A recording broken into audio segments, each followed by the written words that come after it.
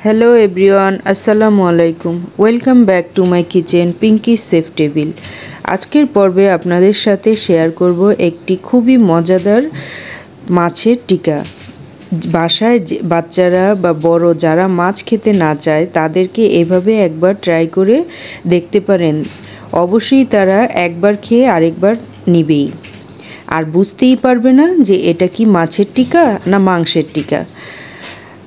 आज के आमी जे टिकाटा तैरी करब सेटा टोना माछ दिए तैरी करब। एभाবে आपनारा तेलापिया बा बड़ो जे कोनो माछ दिएও करते पारेन, आबार छोटो माछও भालो करे मिहिन करे बेटे सेटा दिएও करते पारेन। तो देखुन भितरे टिकागुलोर कतटा याम्मी लोभनीय लागছে।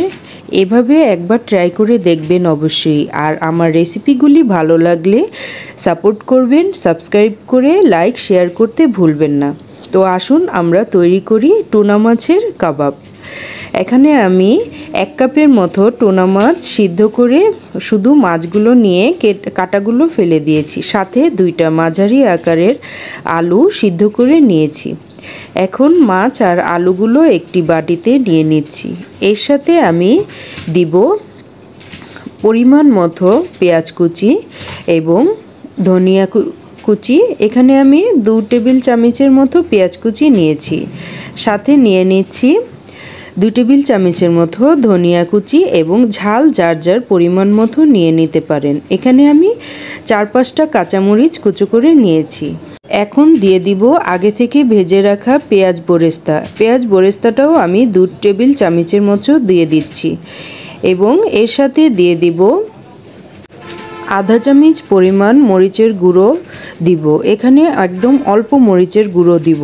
যদি ঝাল খেতে চান তাহলে কাঁচামরিচ অ্যাড করবেন, শুকনো মরিচটা খুব কমই দিতে হয়। সাথে দিয়ে দিব আমার ঘরে তৈরি করা শাহি গরম মশলা 1 চা চামচের মতো এবং পরিমাণ মতো লবণ। এর সাথে দিব একদম সামান্য একটু টেস্টিং সল্ট। এটা সম্পূর্ণই অপশনাল, আমি অল্প একটু দিয়েছি তাই আপনাদেরকে দেখালাম, না দিলেও হবে।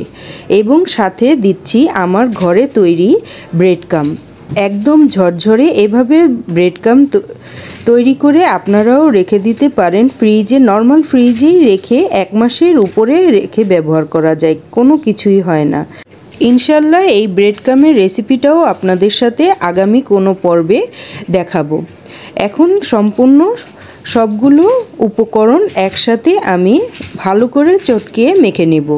এখানে অল্প একটু বাইন্ডিংয়ের জন্য 2 চা চামচ কর্নফ্লাওয়ার এবং 1 চামচের মতো ময়দা নিয়ে নিচ্ছি। এখানে 1 টেবিল চামচের মতো আদা রসুন বাটাও আমি অ্যাড করেছি, ভিডিওটা অন করতে ভুলে গিয়েছিলাম। তো এখন আমি সবগুলো উপকরণ একসাথে ভালো করে চটকিয়ে মেখে মিশিয়ে নেব আমার এই টুনা মাছের কাবাবের উপকরণগুলি। এখানে আমি 3 টেবিল চামচ যে ব্রেড ক্রাম্বটা নিয়েছিলাম সেটা আমার সম্পূর্ণই লেগেছে।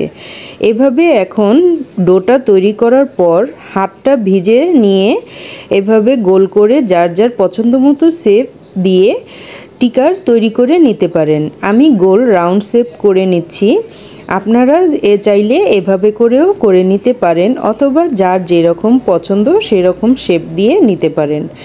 তৈরি করার পর এখন আমি এগুলা রেখে দিব ফ্রিজে 10 থেকে 15 মিনিটের মতো। এইভাবে যদি ফিশ কাবাব তৈরি করে বাচ্চাদেরকে দেন তাহলে যে বাচ্চারা মাছ না খায় তারাও কিন্তু খেতে চাবে অনায়াসে এবং বুঝতেও পারবেন না। বাচ্চাদের পুষ্টির চিন্তা করে হলেও যদি একটু কষ্ট করে বিভিন্ন ধরনের মাছ দিয়ে এভাবে টিকা তৈরি করে দেন তাহলে যে বাচ্চারা মাছ না খায় তারাও খেতে যাবে এই টিকার মজা করে খাবেও, সাথে পুষ্টিও পাবে। তো এখন আমি এগুলা ফ্রিজ থেকে বের করে সসপ্যানে পরিমাণ মতো তেল দিয়ে এর মধ্যে মিডিয়াম লো হিটে রেখে আমি টিকাগুলো সব ভেজে নেব উল্টিয়ে পাল্টিয়ে।